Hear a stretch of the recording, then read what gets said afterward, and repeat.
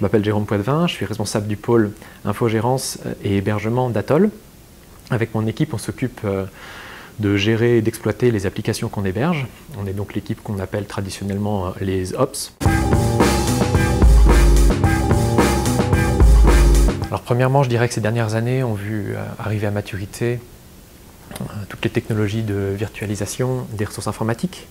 On parle de Software Defined Storage, Software Defined Network, on va même jusqu'à parler de Software Defined Data Centers. Et donc toutes ces technologies ont permis l'émergence de ce qu'on appelle globalement le cloud. Plus récemment, on a assisté à la découverte d'un certain nombre de failles de sécurité qui ont touché des logiciels assez répandus, des fois assez anciens.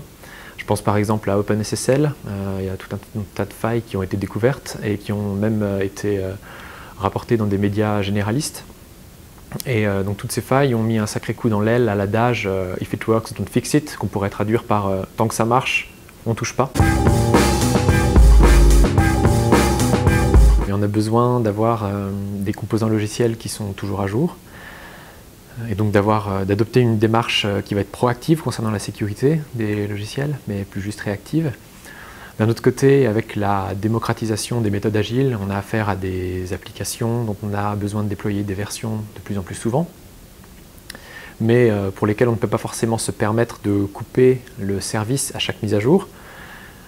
Ça nous amène souvent à mettre en place des architectures redondantes pour des besoins donc de disponibilité, mais également de tolérance aux pannes ou encore d'élasticité. Bien sûr, c'est plus simple si on a pu prendre en compte toutes ces contraintes dès le début du développement de l'application et donc développer une application qu'on appelle des fois cloud ready. Mais sinon, l'objectif reste quand même de limiter au maximum l'adhérence entre l'application développée et le système d'exploitation ou le matériel sur lequel elle va tourner. Deuxième besoin, ça va être d'automatiser au maximum toutes les tâches de déploiement et de configuration des applications et des composants logiciels dont elles ont besoin. Aujourd'hui, des outils comme Puppet ou Ansible qui permettent de gérer le déploiement et la configuration de plateformes sont arrivés à un bon niveau de maturité. Mais c'est vrai qu'en rajoutant de la redondance dans les architectures de déploiement, on rajoute également de la complexité.